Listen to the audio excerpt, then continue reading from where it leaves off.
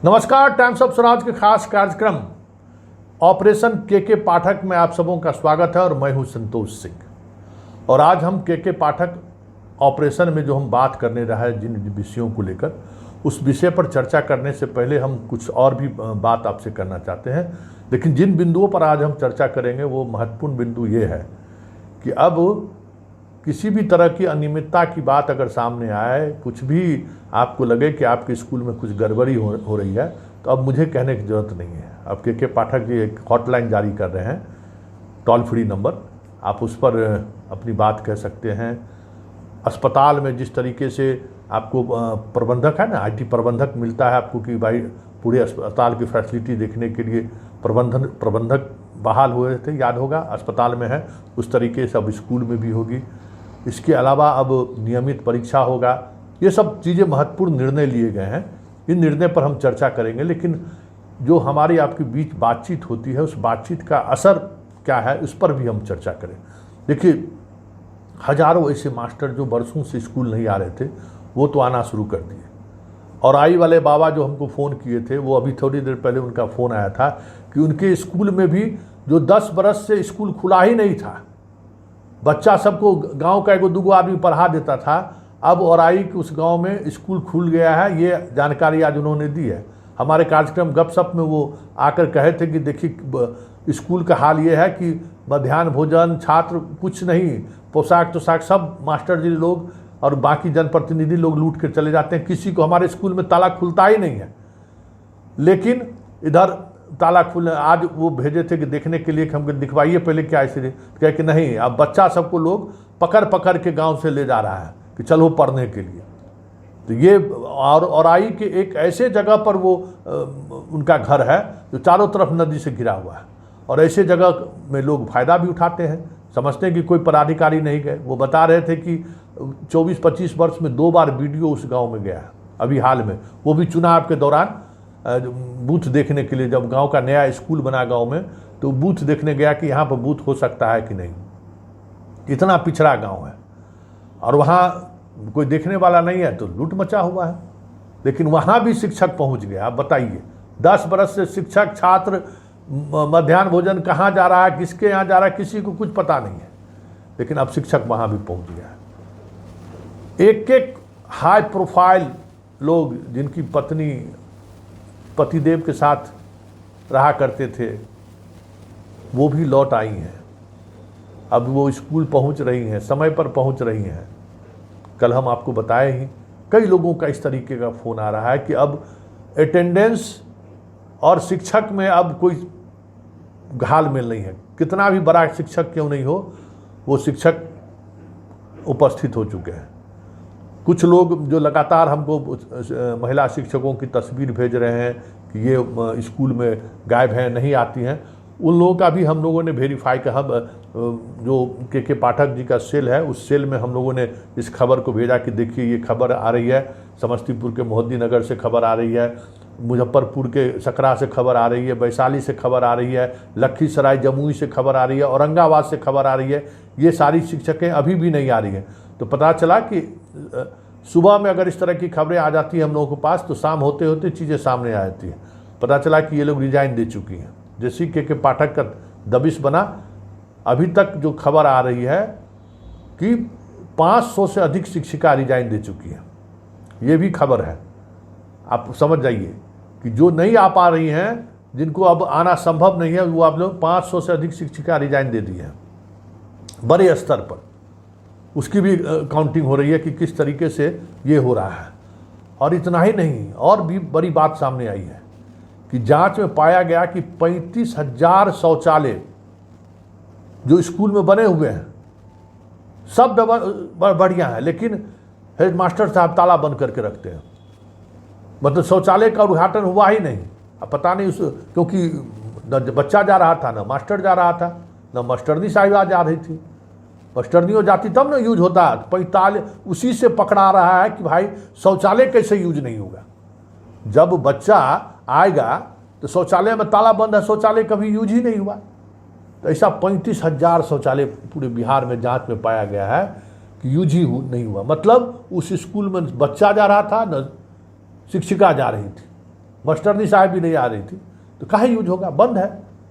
तो इस आधार पर भी मैपिंग हो रहा है कि भाई, और पूछताछ हो रहा है कि बाथरूम का इस्तेमाल अगर नहीं हो रहा था तो बच्चे और शिक्षिका कहाँ जा रही थी। जवाब दीजिए हेडमास्टर साहब।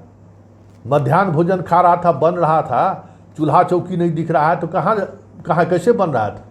इस स्तर पर जांच हो रही है और ऐसे 35,000 स्कूल को चिन्हित किया गया है जहां ये सब चीज़ें सामने आई है। ये तो हो गई कार्रवाई की बात। अब बात करते हैं कि आगे एक्शन में क्या सब हुआ है। एक आपके लिए, आप कागज़ कलम निकाल लीजिए, एक आपके लिए बहुत ही महत्वपूर्ण खबर है और उस खबर को जो है सो आप नोट कर लीजिए। एक टोल फ्री नंबर जारी हो रहा है, वो टोल फ्री नंबर सरकार को अलॉट हो गया है 14/4/17 14417 1417 14/417 लिख लीजिए 14417 14/417 ये टोल फ्री नंबर है। इस टोल फ्री नंबर पर इसी महीने के अंतिम से ये टोल फ्री नंबर चालू हो जाएगा। आपकी स्कूल में कोई भी समस्या है, मध्याह्न भोजन को लेकर हो, उपस्थिति को लेकर हो, मास्टर साहब नहीं आ रहे हैं उसको लेकर हो, कुछ भी गड़बड़ी आपको समझ में आए, इस टोल फ्री नंबर पर आप फ़ोन कर सकते हैं। ये बस स्कूल के आवर में ही ये टोल फ्री नंबर काम करेगा, सुबह से शाम तक टोल फ्री नंबर वो काम करेगा और उस टोल फ्री नंबर को के पाठक खुद मॉनिटरिंग करेंगे। आप जो भी टोल फ्री नंबर पर लिखाएंगे, अपना नाम, अपना गांव, अपना मोबाइल नंबर, सब कुछ आपको देना होगा और आपकी शिकायत क्या है वो शिकायत आप लिख के आप उसको लिखाएंगे और उसके बाद शाम होते होते उस पर क्या कार्रवाई हुई वो आपको जानकारी दे दी जाएगी। तो इस तरीके का टोल फ्री नंबर जारी हो गया है और ये इस महीने के अंतिम में चालू होगा। और इतना ही नहीं, अब अभी से जो एजुकेशन कैलेंडर है, परीक्षा का कैलेंडर, वो सरकार ने, मतलब शिक्षा विभाग ने जारी कर दिया। 9th, 10th, 11th और 12th में अब हर महीने परीक्षा होगी, हर महीने टेस्ट होगा, जिसका क्वेश्चन, प्रश्न पत्र और कॉपी शिक्षा विभाग से, पटना से जाएगा। संघ के माध्यम से अब कुछ नहीं होने वाला है। पहले संघ कॉपी देता था, प्रश्न पत्र भी देता था, अब संघ के माध्यम से कुछ भी नहीं होगा। सरकार खुद इसका भी कैलेंडर कल सरकार ने, मतलब शिक्षा विभाग ने जारी कर दिया है कि छमाही के बाद हर महीने परीक्षा होगी और मूल्यांकन होगा उसके आधार पर, और परीक्षा में छात्रों का बैठना अनिवार्य होगा। मतलब एक तरफ से नहीं, चारों तरफ से घेराबंदी हो रही है और परीक्षा के में बैठना अनिवार्य इसलिए है कि इसके आधार पर अटेंडेंस के बारे में पता चलेगा और किस तरीके की पढ़ाई हो रही है, गुणवत्तापूर्ण पढ़ाई हो रही है कि नहीं हो रही, उसको लेकर भी चीज़ें सामने आएंगी। अंग्रेजी, कंप्यूटर, मैथ और साइंस, इस 4 सब्जेक्ट में जहाँ कहीं भी टीचर नहीं है, उसको टीचर इस महीने के अंत तक कैसे मुहैया कराया जाए, 2 महीने के अंदर में, उसकी के लिए कॉन्ट्रैक्ट पर जो बहाली होता है वो उस एजेंसी को दिया जा रहा है। एजेंसी के माध्यम से डेली वेजेज पेमेंट पर बहाल करने का काम डीएम को जिम्मेवारी दी गई है, वो शुरू होने वाला है, जल्द ही शुरू हो जाएगा। मतलब शिक्षक की कमी नहीं रहे, साथ ही सारे स्कूल में कंप्यूटर काम करे, बच्चों को से लेकर टीचर तक को कंप्यूटर आवे, उसके कंप्यूटर के जो जानकार हैं उसका भी कॉन्ट्रैक्ट पर बहाल हो रहा है। वो भी कंप्यूटर अधिकांश स्कूल में पहुंचा हुआ है।